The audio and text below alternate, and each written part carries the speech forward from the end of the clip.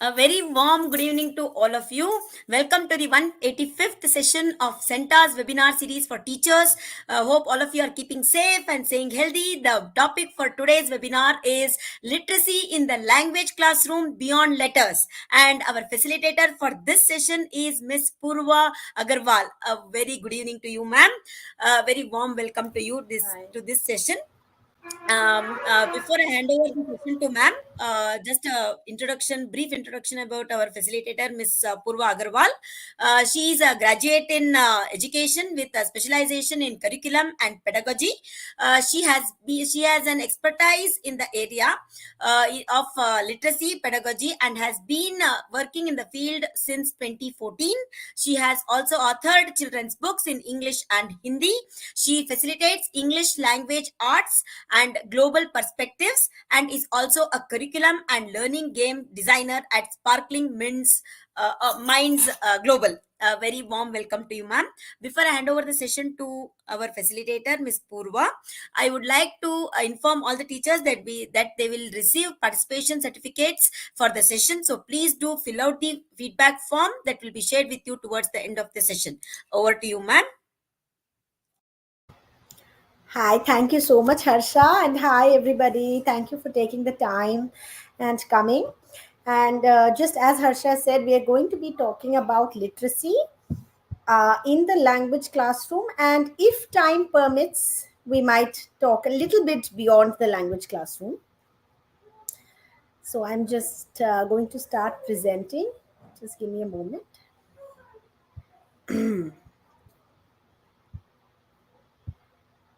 Okay, so like I said, we're going to talk about literacy in the classroom, but I want to talk about literacy beyond just reading and writing.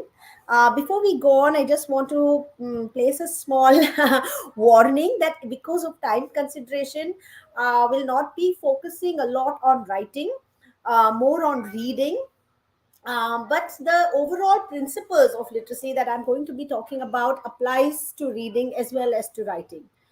So let's dive in. And the very first question, when we're talking about literacy, is that what is literacy?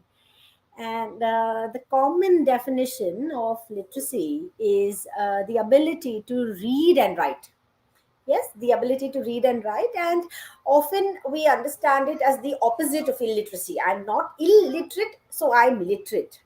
I'm not able to not read and write, so I must be literate. But the question that we need to ask ourselves is that, is this enough? you know if I'm just being able to read something without understanding it, and I'm not making any meaning out of what I'm reading, then that is just decoding. Like, I'm just, the letters are all like a code and I'm just decoding that. Is that really, can we really call that literacy? And same with writing. If I'm writing and there is no communication happening, like I'm writing something and it's not transferring any meaning, or somebody is not able to understand it, then that is just a I've written, it's just a fine motor exercise. It's what is it, without that?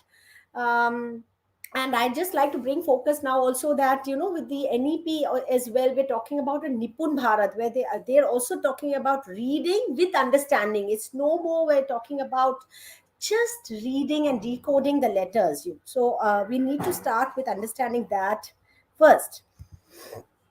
So if it is not just being able to decode letters, then what is literacy? What is the purpose of literacy? And I'll just wait for some time for you to just register, to think. Maybe you can type in responses if you want to. What would you say, is the purpose of literacy? And I'm saying, and not me, but a lot of data and research in the field is saying that it is comprehension. So while reading, I'm able to comprehend, and comprehension is understanding. I'm able to understand what I read. And while writing, others are able to comprehend, to understand what I have written. So the fundamental purpose of literacy is comprehension. And so the next question that we have is that, how do we achieve it? In a classroom where we are working, especially in a language classroom, how do we achieve comprehension is something that I want to focus on in today's webinar. Yeah. So, okay, let's first see how comprehension or how literacy happens. Yeah.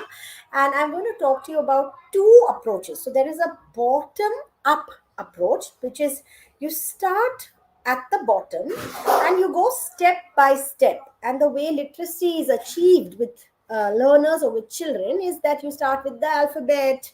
So you go ABC, and then you go to smaller words. So you'll do phonetic words, so you'll start with ABC, and then you'll do cat, bat, and then you'll go to bigger words. You might go to more complicated, then more little more complicated words. And by the way, I just want to bring your attention to the fact that this is not only for English, though. Yeah, I know it is. I'm delivering the session in English, and a lot of this research is in English, but this applies to any language. Okay, so when I say bottom up, it could also apply in Hindi कि पहले हम क ख अक्षर सीखेंगे, उसके बाद हम घर सीखेंगे, फिर मात्रा सीखेंगे, that kind of approach, and then you read very simple texts or pictures with just a few words, and then you move to a little more complex text, and you keep increasing the complexity of the text. So this is what is a bottom up approach. You start from the smallest thing, and you from the bottom build upwards. Then there is another approach, which is a top down approach, which is not very commonly used in India, especially not a lot in our state syllabus and our national syllabus. But it is finding a way in a lot of alternative schools use it. But that approach basically is a top down. So it's the opposite of bottom up. It's also called whole language. So the focus there is that we immerse the child in a wholesome language experience. So there'll be, you just have a book, and you just give the child the book, and the child will understand whatever they understand. They will go through it, they will do, and you just expose them to a lot of language, and you do a lot of reading, and language learning will happen on its own. You don't really need to break it down and teach them step by step, letter and then small word, and you don't need to really do that. So again, here I would like you all to think about, I don't know if you're language teachers, you can think about what you do in your classroom or what approach your school follows, and you can also think of some examples that are coming to your mind, examples for a bottom up approach and some examples for a top down approach. And you can send that also in the comments. I'm just waiting for people to think to recollect any examples. Right. So moving on, there is a bottom up and there is a top down. So which one is the right way to do it? You need to think about it. You can respond if you would like to respond. Which way is the way to go? Is it bottom up? Is it top down? What should we do? How does comprehension get built? How does literacy get built?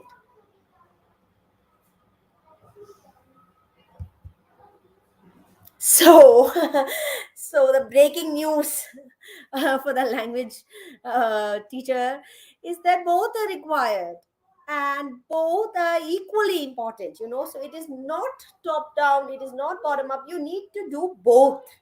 Yeah, and a lot of times what we're really doing is bottom up, and we're calling it top down, like we're saying that we are exposing the child to all of the reading, but it might not be so. So we need to very consciously make sure that there is a bottom up happening where we are enabling skills, but there is also enough exposure happening to the language, to various kinds of genres, various kinds of books, various kinds of comprehension strategies. And this model of literacy, where we use top down and bottom up both, is called a comprehensive literacy model or a comprehensive literacy approach. And that is the way to go. The latest research does suggest that that is the way to go. It is not an either or between top down and bottom up.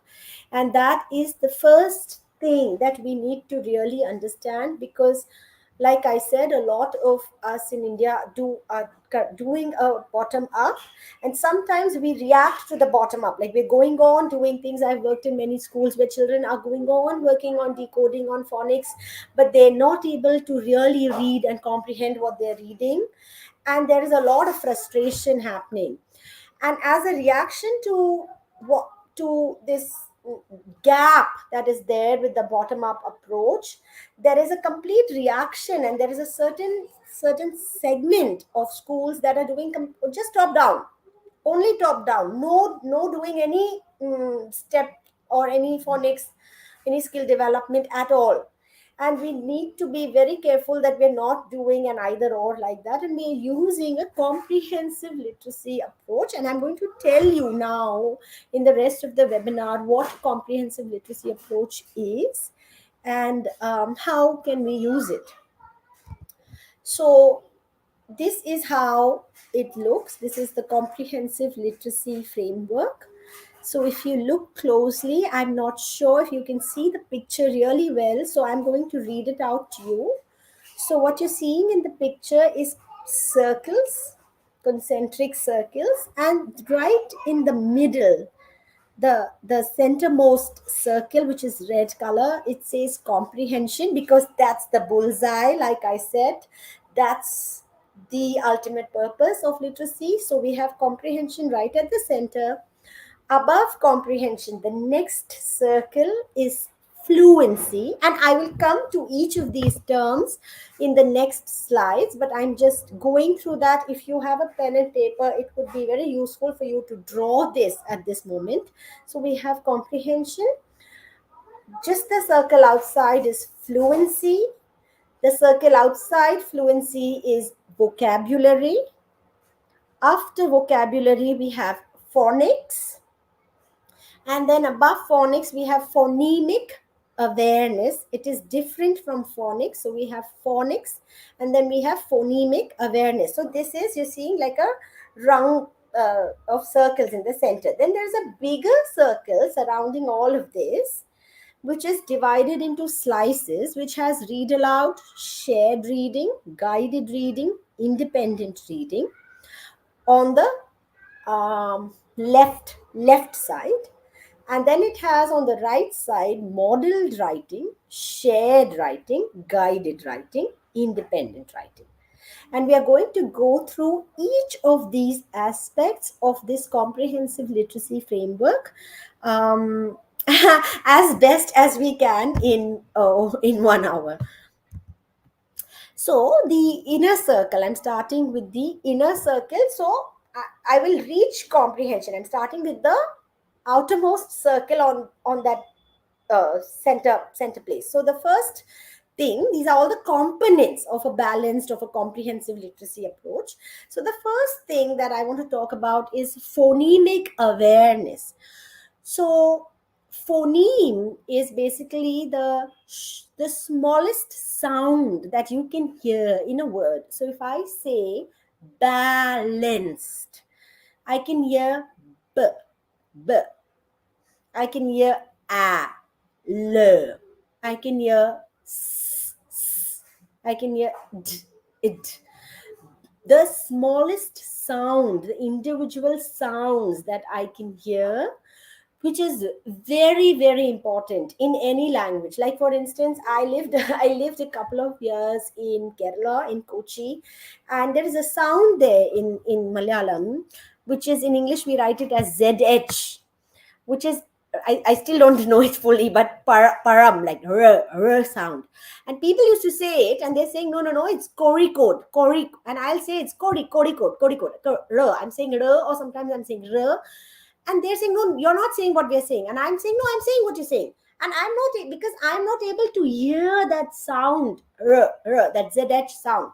Similarly, r sound, l sound. Sometimes the clarity with which the children can notice and are aware of this individual sound needs to be built, right? So that is what is phonemic awareness, the ability to notice and to think about and to work with. That is to do different things, to arrange it in different ways, to say it. the individual sounds in spoken word. Okay, we have not yet come to writing, not yet come to written word at all.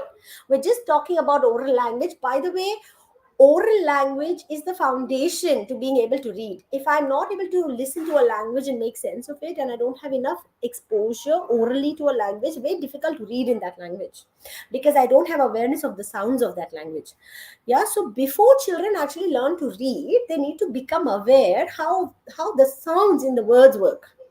So they have to understand these phonemes, like I told you. Now, like I said in the some time back, phonemic awareness is different from phonics, because it is talking about sounds. Phonics is talking about how that sound matches the letter. Yeah. So, for instance, there is a sound. Ooh. There is a sound. Ooh. Ooh is an individual sound. Now, I can have blue. In that, UE is making the letters UE are making the sound oo. But I could also have oo, noodles. Noodles. In noodles, the letters O are making the sound O. Oo. So that oo aspect of the sound is phonemic awareness. The moment I start thinking about, okay, how do I write the sound oo? And the sound oo can be written in different ways in different languages. That is phonics. Yeah. So typically phonemic awareness is mastered by grade 1, but even in higher grades, if a child is not able to read and pronounce words, they're not able to read fluency, it makes sense to check if the child is able to hear the sounds of the words. And there are certain tools that can be used. So one tool is syllabication, where you split the word into its various syllables and you can hear small units of sounds. Okay, so if I have the word ability, I can do ab, il, it, e. Ab, il, it, e. Ability. Yeah, can I hear that? So syllabication, sound segregation, which is basically you say a word and you do think, tell me the first sound that you hear, not the first letter, the first sound. Tell me the longest sound. Sound segregation. Rhyming is a great way to build it, and blending, taking two sounds and putting it together. Br, blur. These are tools to work with. Now, I'm not going to go in detail into every tool, uh, but at some point, if we do a master class, then I can go into each tool and see how it can be built in your classroom practice and the curriculum. But these are tools that you can start using. Then we come to phonics, like I spoke about it a little bit in the previous slide as well, which is the relationship between the letters and the sounds. That is very fundamental, especially in the beginning of reading. Like I said, that different combinations of letters can make different sounds, and this is especially true in English. Now we have some languages which are phonetic languages, where the one letter makes one sound only, like Hindi. Most of our Dravidian languages are phonetic languages. Spanish is a phonetic language where each letter makes that sound. So even without knowing many spelling rules, I can just know the sound of the letter and I can read, and it will sound correct. I may not understand it, but it will sound correct. Like in Hindi, if I know the whole Varnamala and I know the vowels, the matras, I can read it. I'll read it correctly. So, but English is not phonetic. Sometimes, like we did the oo example, sometimes UE will make oo, sometimes oo will make oo. So we need to understand the relationship between these letters and sounds. And there is a lot of work that happens in phonics. So there are lots of phonic readers that are available, but we have to be a little careful when we're using phonics readers, and I'm going to come to that in a bit, that what is the caution that we need to use when we are doing phonic readers. But yes, phonics is important, the knowing the relationship between letter and sound. And the first thing, like in my classroom, I always tell children that's the first thing that they need to understand, because I know a lot of children face a lot of frustration with English. That, oh, it's sometimes it's like this, sometimes it's like that, sometimes the letter is making this sound, sometimes it's making that sound. So we have to address that up front and say that, yes, you know what, there are only 26 letters and there are so many different sounds, so the letters combine in different ways and they make different sounds, and we need to understand what is this relationship between the letter and the sound. And then we have vocabulary, which is very important to literacy, because um, I mean, obviously, because the more you know the words, the more you understand, but it also helps in reading. Like if I'm looking at a word on the, say, on the slide, I'm looking at the word inner right now. If I already know the word inner, then I'm spending lesser energy trying to decode that. Inner vocabulary while reading, writing, speaking, listening, there are ways to build vocabulary, in which there are two major things. One is vocabulary lists, essential vocabulary that children need, and I'll spend a little more time on vocabulary towards the end of the presentation, because vocabulary applies through and through.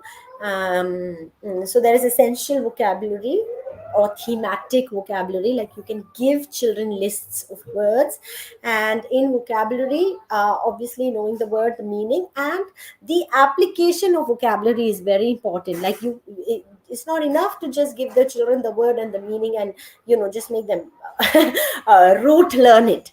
It's of no use. So using the word in a sentence is really important. We need to, as a practice, have them use that word in a sentence of their own, to build vocabulary. And then there is another aspect of vocabulary, which is being able to use, as you're reading, being able to understand through the context what is the probable meaning of the word, in which certain tools help, like root words. So a lot of most all English words have Greek and Latin roots. So actually learning up a lot of the root words is very useful. Prefix and suffixes are very useful. Like for instance, root words, I'll give you an example. Like I say spect is to see, the root word. So I'll have spectacles, spectacular, something that is amazing to see. So root words, learning root words, Greek and Latin root words, really help with this kind of contextual decoding of vocabulary. And moving on, and then we're coming closer to comprehension now. So we did phonemic awareness, phonics, vocabulary, fluency. Now, fluency is what? Fluency is basically the ability to read a text quickly and accurately. See, if I read like this, in a circle, components of, by the time I have read so much, I have spent so much energy just reading that I'm not able to make any sense of it. So I wouldn't then say you can't say that even though the child is decoding, they're not fluent yet. So it is going to affect comprehension. So we need to be able to enable our learners to read the text quickly but accurately. I also can't do that also won't work. Reading the words wrong also won't work. So the reading needs to get to a stage where it's clear, easy. Even in writing, we have fluency, which is how accurately and quickly can you express your thoughts in writing, or even below that, more fundamental form words. Yeah. So yeah, like I said, if you have a lot of problems identifying words, it will hinder comprehension. So once fluency is achieved, that is where we can actually say reading has begun. right? Now when the child is fluent, they're able to read independently. Now we have to remember fluency might be a gradation.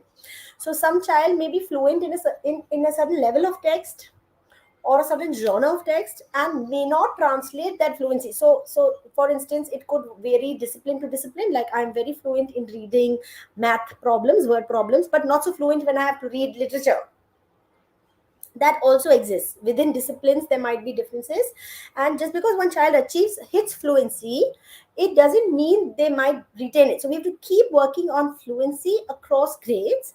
And at fluency we can say that the child is able to read independently. One of the ways to build fluency is to track words per minute. How many words per minute is a child able to read? And two, there are levels, that there are recommended levels of ideal words per minute per grade, so the child reaching that. Now with really struggling readers, it helps to do repeated reading of words, or sorry, of texts to reach fluency. So you read the same text over and over, trying to read it, and you reach fluency. Then what you can do is you take those some of the keywords from that text and you make it into another text. So you have, say, 10 words. Like if I say any 10 words that I'm reading from a small passage, and I read it till I've reached my words per minute that I need to reach reading that text. Then what I can do is I can take some key 10 keywords from that passage and put it in another passage, right? Teachers themselves can write another passage or create another thing with that, and then you read that. So you're now changing the context. You read this repeatedly, now you've understood these words, you've gained fluency, now you change it and you use it in another context, and you can build fluency like that. So the other question now to you all is that till fluency is achieved, should there be no reading and comprehension then? Should we wait till the child has achieved fluency to start comprehension, to say that, okay, fluency is going to happen and then we're going to do comprehension? Just waiting for people to respond, to share, to think.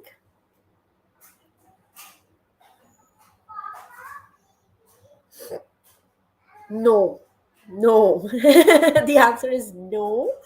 Um, we don't have to wait. Like I reminded you, we don't have to go bottom up. So while bottom up is happening, so we are doing phonemic awareness and phonics and working on fluency, but we're also at the same time reading rich text and enabling comprehension. Yeah, how? Yeah, I'm going to come to that. I'm going to come to that. How can we enable comprehension? So comprehension is the ability to grasp the meaning of the material.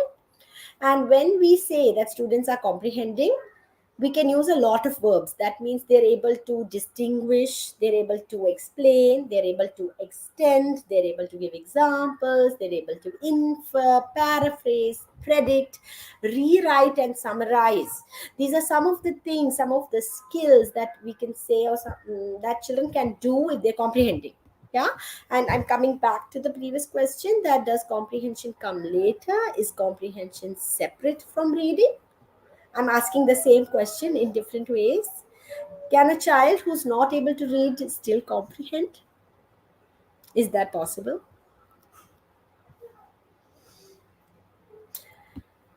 Like I told you, no, comprehension doesn't come later, it works together. Comprehension is not separate from reading. In fact, if you comprehend, you gain more fluency in what you're reading. And a child who's not yet reading can very much comprehend. And there are strategies by which we can build comprehension for the child in one way. Like I said, we're doing whole language, so we're exposing them to the whole language, building comprehension, and we're at the same time also building skills. Now we're building reading skills, and then we're also going to build comprehension skills. Yeah. So comprehension is all about strategies. How does a child comprehend? No? So traditionally, or I mean, at least so how I've studied, and I'm sure a lot of you have studied, and what is still happening in a lot of schools, is that we are learning the content. So say for instance, say I don't know, say in 10th grade we're reading Shakespeare, and say we are reading Julius Caesar, and we're reading it, and after that we have to do a character analysis of Caesar or of Brutus. I'm just referring to Julius Caesar because I know that it existed as the 10th grade syllabus, but it can be any text. It can be any poem, any story we're reading, and then say there's a character analysis that we need to do. So what will happen? There'll be an answer written for that, or the teacher will tell the children that okay, this is the character, that's the character, this is how it is, and children are agreeing with it, and they're probably taking it, and that's what is happening. Now, if you tell them read another thing on your own and do a character analysis, do they know how to do it? They may know how to do the character analysis for Julius Caesar and for Brutus in that text because that's what we've taught them.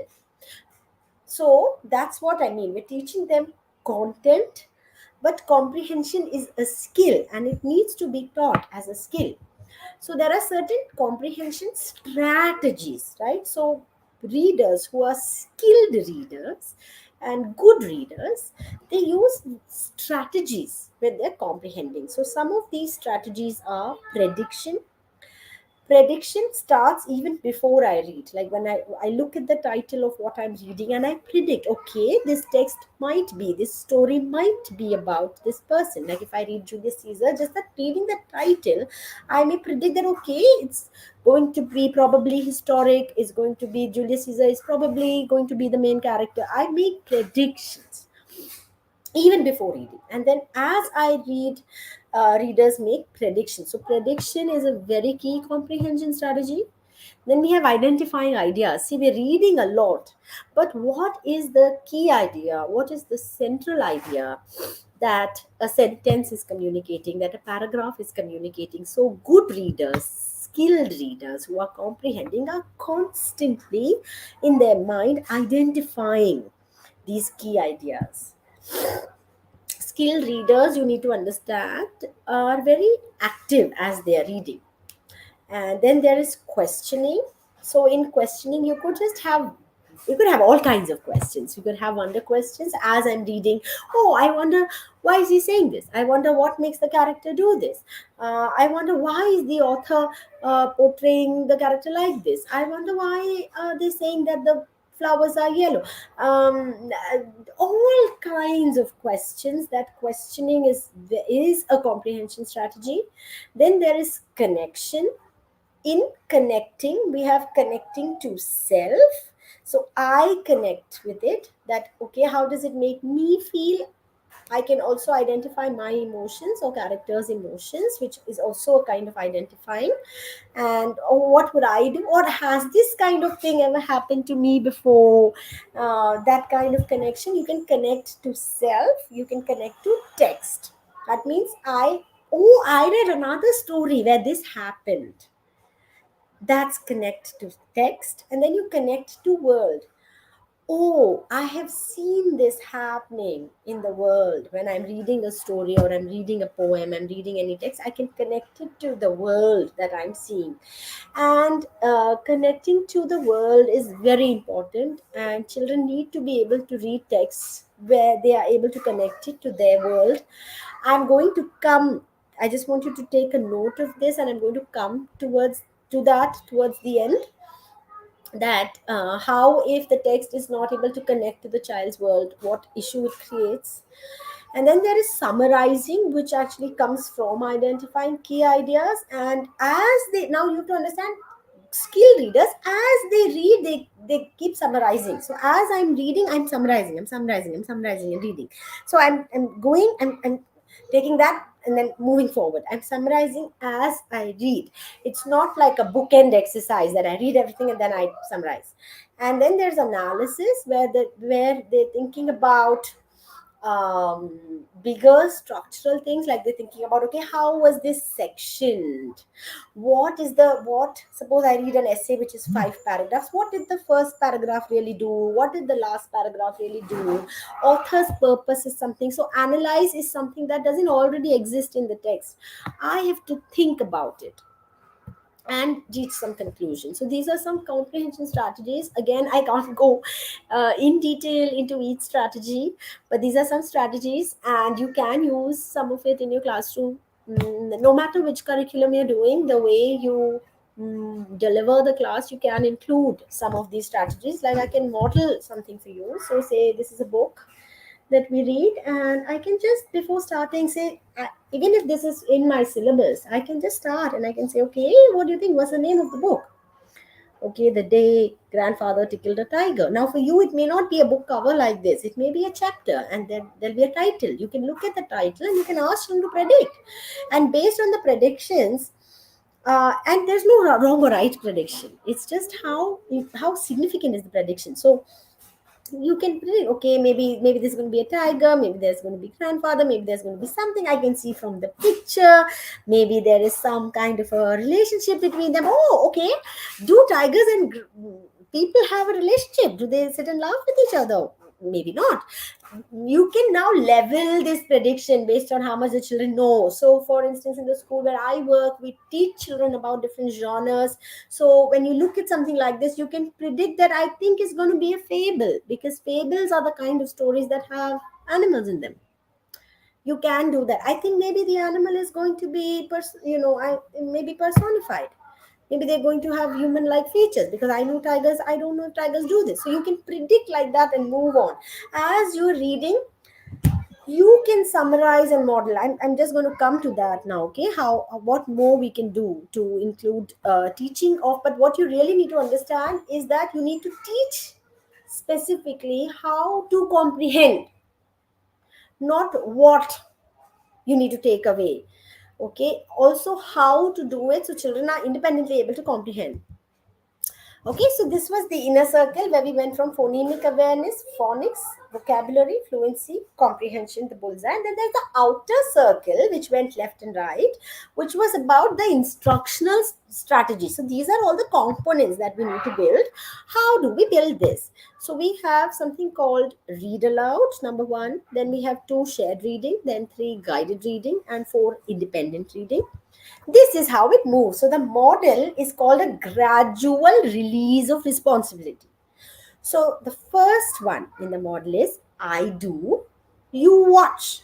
So I read aloud, and trust me, read aloud doesn't have to, people have a lot of belief that it only has to happen with preschool, or it only have till grade 1 up till grade 2 maybe, but definitely beyond primary school we can't.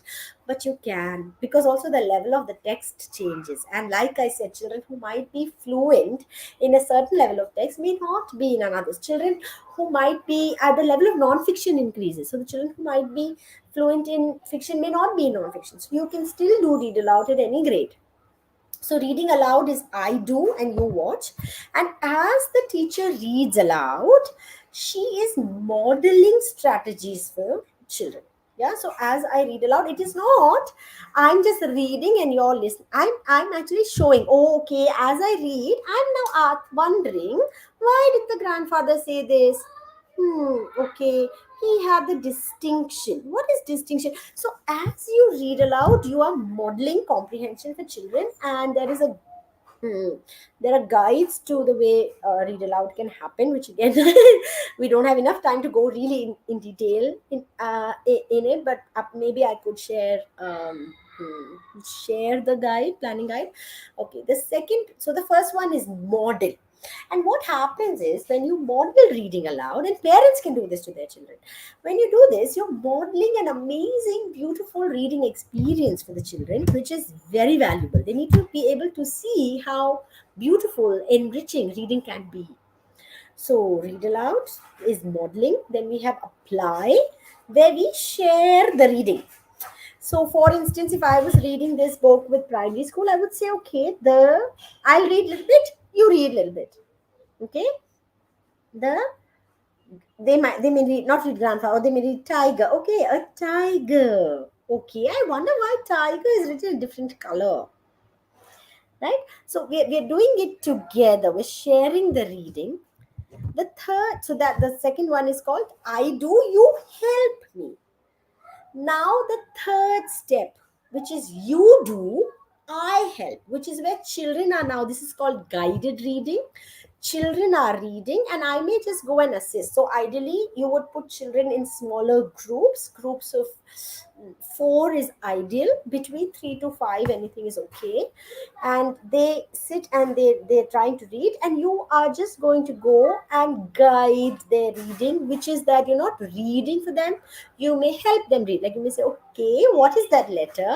Can you see that? Or can you syllabicate it? If they stuck on a word, I wonder what it could mean. Or could you look at it? You're helping, guiding the reading. And then the fourth one is you do, I watch is independent reading. So that's how you release. Like I said, read aloud. I'm going to skip this slide and move forward because I've spoken about read aloud. Now, read aloud is but the only thing is it's often very underused, but it really works, and it models comprehension for children, and it's also an amazing way to expose them to new and varied texts.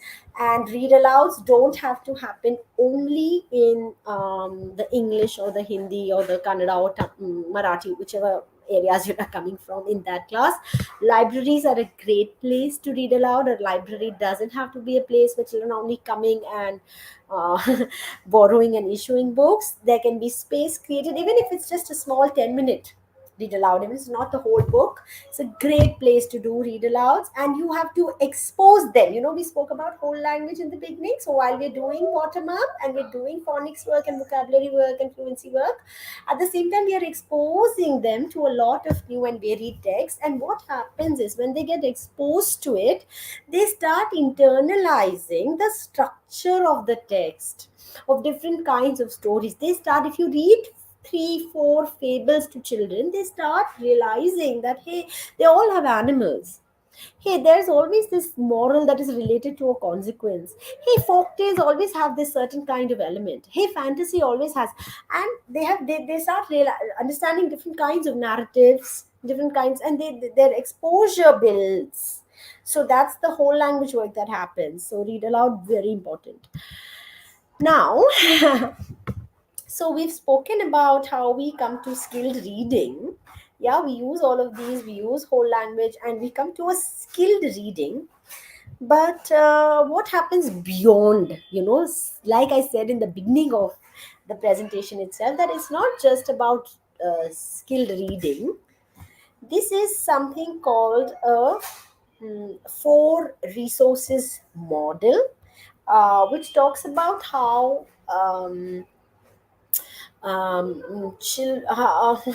how children who are reading are playing four different roles when they're reading. So the first role is the text decoder, where they're decoding the text. They're reading the text, they're decoding it, they're reading it easily. They have the required vocabulary and grammar to just decode it. Then the second stage is they become a participant. They're participating with the text and they're saying, what is the meaning? Am I understanding it? Does it mean the same thing to me? um, those kinds of things they can discuss with each other. Does it mean the same to me as to you? Did you understand it? They're participating with the text.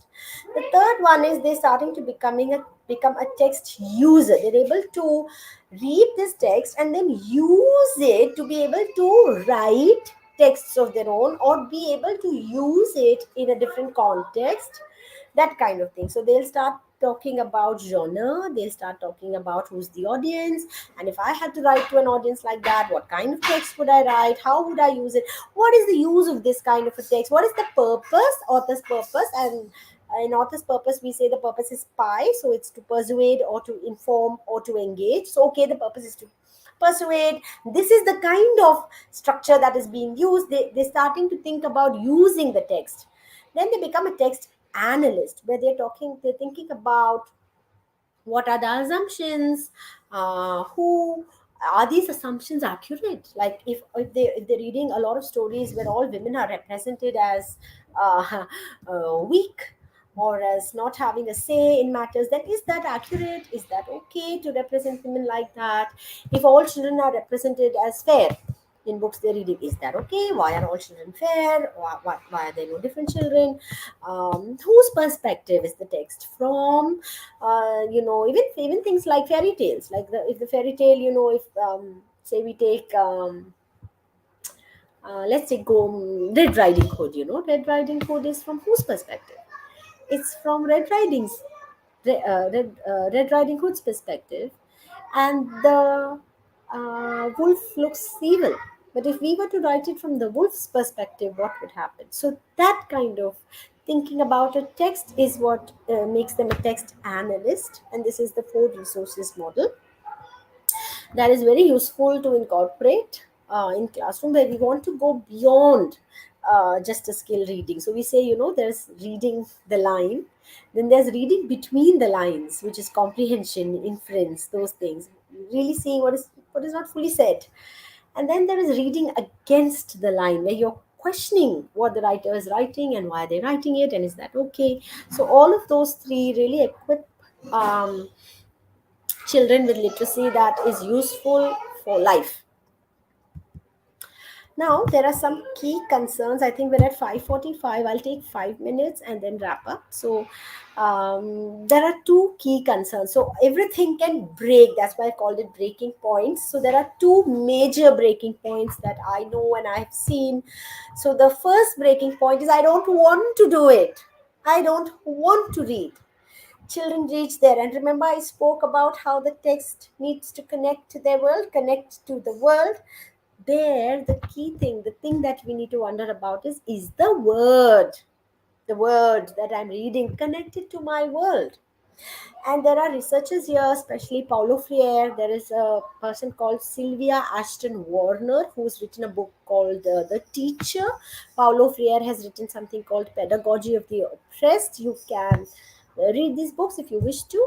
And they're talking about something called authentic reading and writing, where, for instance, if we have children, like I was working in a school in Tamil Nadu where children, it was in Kadalur, and those children were very close to the river and close to nature, and the things that they were reading, they had no clue. If they're reading, like, even when I was growing up, I was reading Enid Blyton, and they were talking about macarons and something, and I had no idea what it is, and it wasn't connected to my world.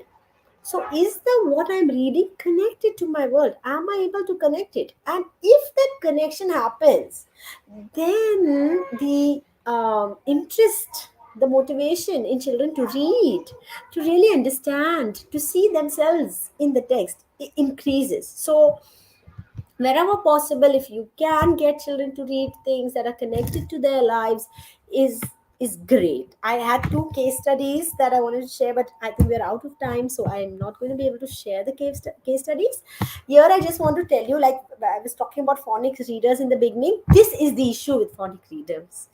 If you use this level reading, it is not connected to the child's word. Why? Because the whole focus is on rhyming the words, and the whole book will be about a pig who digs with a wig, and who has ever seen it?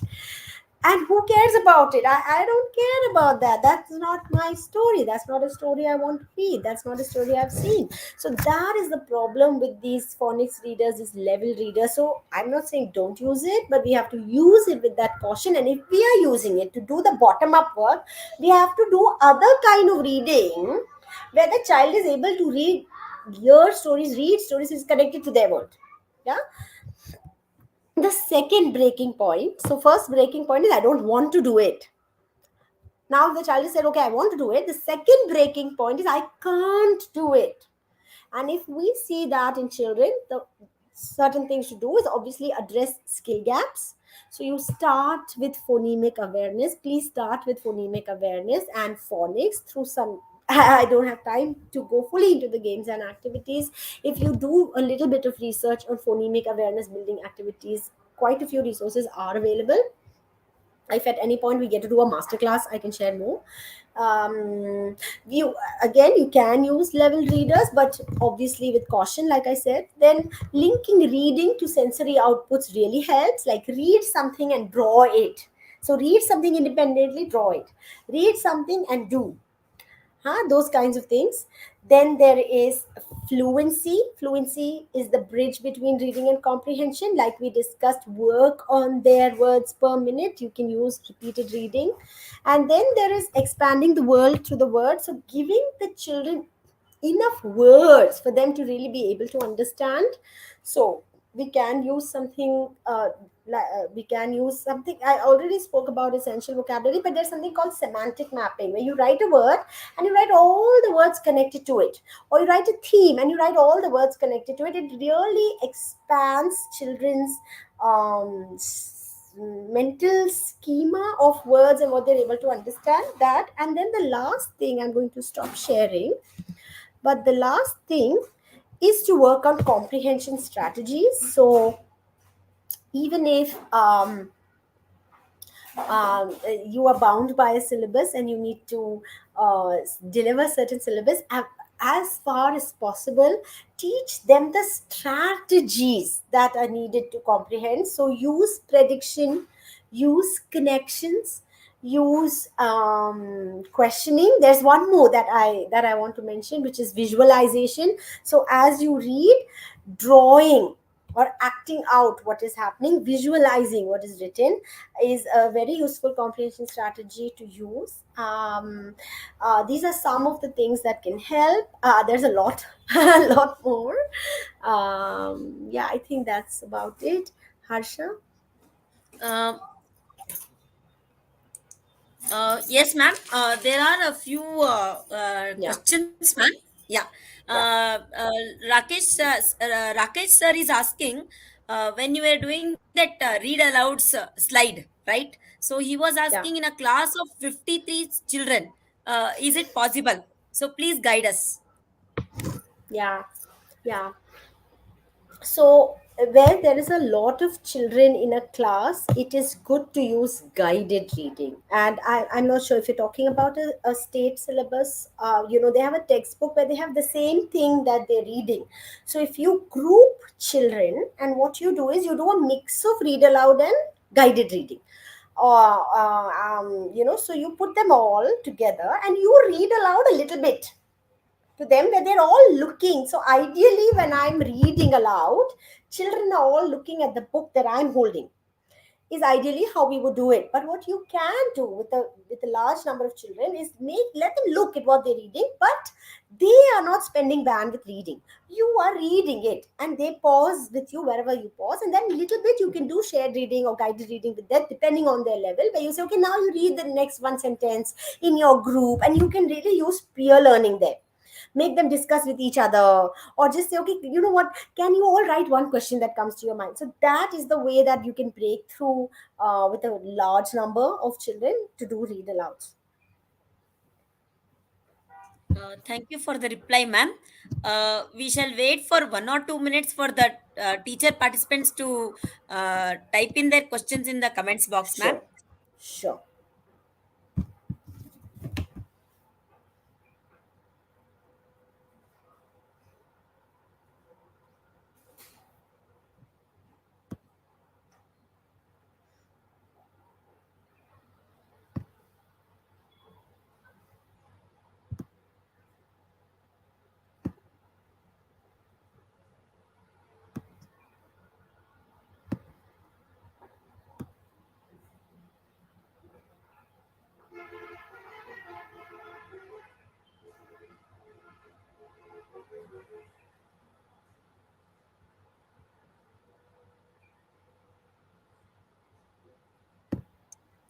While we're Ma'am, waiting, I can meanwhile, just since we have, ma'am, yeah, Sheila ma'am is asking, these days students are averse to read even the comprehension passages. So, how do we encourage them? yeah. So, so like I said, you have to first check if the comprehension passage is really connected to the children's world. Yeah. And here, sometimes I know, unfortunately, the syllabus may not do it, and we might have to supplement. I don't know what a kind of bandwidth or time or resources available for teachers to do it. But there's another way that you can do, which is that So reading, essentially happens in three stages. And in our school where I work, we have designed a game through which we do it. So there's a before reading, during reading, and after reading. So before children start reading, no, that's the place where we need to really engage them and hook them. So whatever the passage may be, there'll be some thread from there that you can connect to the children. So before reading itself, I will start with some intriguing question. Hey, have you ever made friends with any animal? Like that. And then I may then connect it to something I'm reading. So that is something you can try.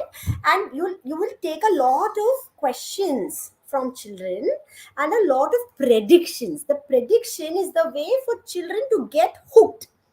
It's like they're putting a chip, they're putting a stake in the reading, and then they really want to know if what I'm predicting will it. So what do you think will happen? What do you think it'll be about? If you do something like that, they get engaged. So there are, what I've said is two things. One is you have to check if that passage is something that they connect with, and if possible you shift it. If it's not, then if you have to think about the thread, about the connection that you can make from the passage to their world, and use that as a provocation in the beginning before they read, get them to make a lot of predictions. And while they're making predictions, please remember, there is no wrong prediction. So we don't shut down any child's prediction at that time, and they're all then hopefully more engaged with the reading, and they really want to read because they want to see if the prediction is happening or not happening. And then as they start reading, they have to keep monitoring the prediction. Okay, is it happening? Oh no, so maybe it must be something else. They can shift it. Thank you for the reply, ma'am. Roshni ma'am is asking which comprehension strategy would work well in group work in big classes. Yeah, so I don't think there's anything like that. All strategies will work in all kinds of groups, because they might individually do it. So I don't think there is anything like that.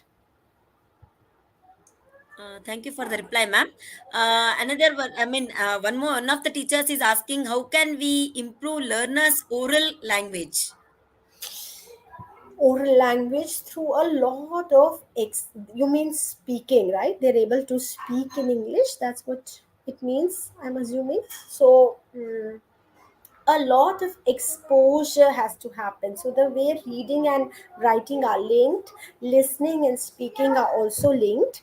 So a lot of exposure has to happen. So again, read aloud is a fantastic tool to use, and storytelling is another fantastic tool to use where you're just talking about it. The other thing is to create, even when they're doing reading and comprehension, I don't know what the class size is, but if you are able to group them and get them to share, you start the sharing with sharing their experiences, because that's the most natural for children to want to share. So how what would you do if you were in the character's place? How did you feel when you were reading this? And if you can get them to share in small groups, then the speaking slowly happens while the reading is happening. You can also include it when you're doing writing, in the sense of they can present what they're writing. So you have to layer it everywhere, and a lot of exposure to listening to the language. Thank you for the reply, ma'am. Another teacher is asking how to deal with special children. Yeah, yeah. I don't really have much expertise on that, but even with special needs children, the same thing applies. I mean, it's and you have to do a more phonemic awareness. The second thing that I do know that works with a lot of neuroatypical children is a lot of sensorial linking with reading. So like I said, read and do, read and draw, visualizing. So I'm reading something and you're just going to visualize it. You can draw. I don't know what your school is like. If you can use colors, it really helps. These are some things. I think one is linking it with sensory, and two, really working on the sound, the phonemic awareness. Thank you for the reply, ma'am. One of the teacher, Nancy Sudhakaran, she wants to see four resources mode, ma'am. That slide. If you can share Sure. that particular thing Sure. again, yeah. Sure. Meanwhile, there is a question from Pooja ma'am. Maybe it might be related to the answer you gave, but then I'll read out the question. Could you please suggest a few while reading activities that can work great in big classrooms? Just hold on, since I'm sharing sharing Yeah. the slide. I'm a little Yes, distracted. ma'am. It Ha. is visible. It Okay. is visible. It's right. Okay. So I'll leave this Yeah. on. And what is the question? With large Could classroom, you, yeah. Could you please suggest a few while reading activities that can work in great in big classrooms? comprehension, or this is to learn Reading activities. comprehension. Reading activities, ma'am. In So general, I'm not able to. So you're saying for them to start learning to read? she hasn't elaborated on that, ma'am. Okay. So one is that guided reading is the one that works well in large classrooms, because you can make them into smaller groups, and then you don't have to address them one by one. If you have the space to walk around the classroom, it is great to be able to walk around the classroom and see them in smaller groups. That is one thing that works. The other thing that also works, this is for comprehension, so I'll say for comprehension and a few for reading. For comprehension, actually all of the strategies work for any number of children, okay, with larger groups or with smaller groups, because as you are asking them to to use the strategy, they it helps for them all to have some place where they're noting things. Okay, and I don't know if it is allowed to do it, but if they actually mark things on the textbook, what we call annotating, is actually very useful. If you ask them to underline few things, you can also use symbols. Like I will sometimes tell children, put a question mark where you have a question, put a smiley where something made you feel very happy. So though that's an instruction that you have to give, and then every child will do it in their book. Yeah. So these are comprehension strategies will work with any number of children. In terms of the reading specifically thing, I think the guided reading is the one that you should use with a large number of children in class. Thank you Should I for the stop reply, ma'am. sharing? More Yeah, questions, ma'am? one more last question, ma'am, for the session of the session. If the child is unable to read English, how can he be helped? Yeah. Yeah, so you have to the whole thing, basically you have to use everything that I spoke. But some things important to remember is, if the child has any exposure to English at home, if not, they need to hear a lot of oral. So you need to do a lot of read alouds to the child. Okay, you need to. This is especially if English is a not their home. There's no exposure to English, so you need to supplement and give a lot of exposure. The other thing is, having print-rich classrooms really helps. So if you put up interesting things in the classroom to read, so basically there's a lot of things to read everywhere where the children go. A lot of labeling, okay, and then you have to start with phonemic awareness, where you need to say a word, and you need to play games, like ask them, what is the first letter, what is the last letter, that game, I spy with my little eye, something that's give me something that starts with, and they should say three four things that start with then you can make a like a small chart paper, and if you put different blends there, blur, chirp, plur, like that, and you say, you can just roll the dice, and wherever you stop, you have to say four words starting with that, and you have to say four words ending with that. That builds phonemic awareness. Once you go there, then you have to start doing the phonics work, where you have to start showing them certain rules that exist, and there are, actually, this itself is one session in its own. But if you see some phonic rules, so basically digraphs, diphthongs, blends is something that you need to teach them. You need to teach them, and that, what, these two letters come together, and they together come and make this sound. Like right now, four is on the presentation, but ou together is making the sound o. So you need to teach those aspects, and while you're doing this, you need to really give them texts which are very connected to their language, and get them to uh, um, uh, read it with you little bit. So where you're reading, and then they're participating in that reading with you, and then little bit you start making them read. Okay, can you read one word? Can you tell me what is this? Is it this? Is it that? That way you have to build it. Yes, ma'am. Thank you for the reply, ma'am, once again. And thank you, Ms. Purva Agarwal, for a very engaging and informative session for a community of teachers. I am sure that our teachers have got a lot and lot of takeaways from this session. Thank you so much, all the participants, for engaging with us today. To register for more such upcoming webinars, please visit my center. Thank you, ma'am. Once again, thank you to all the participants. Bye.